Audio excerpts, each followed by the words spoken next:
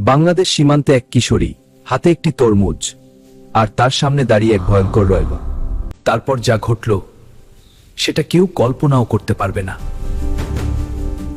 সূর্য ডুবছে, সবুজ মাঠের মাঝে এক কিশোরী চুপচাপ হাঁটছে। মেয়েটির চোখে ভয়, হাতে কাঁপুনি। মেয়েটি ভয় পেয়ে তরমুজ ফেলে দৌড়ে পালিয়ে যায়। বাঘটি তরমুজটি শুকে দেখে একপাশে সরিয়ে রেখে শান্তভাবে ঘুমিয়ে পড়ে।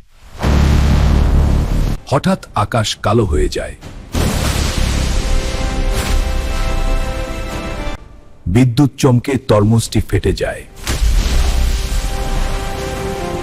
ঝুমঝুম করে বৃষ্টি নামে। তরমুজ থেকে বের হয় সবুজ এক চারা। চারা ধীরে ধীরে বড় হয়ে যায়। চারা ধীরে ধীরে লতায় রূপ নেয়। কয়েকদিনের মধ্যেই সেই ছোট চারা হয়ে ওঠে বিশাল তরমুজের বাগান। অসংখ্য তরমুজে ভরে যায় পুরো সীমান্ত এলাকা।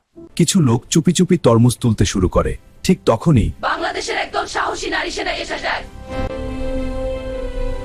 এই জমি, এই ফল রক্ষা করা আমাদের দায়িত্ব। একটি তরমুজ, একটি বজ্রপাত, আর সাহসের এক গল্প।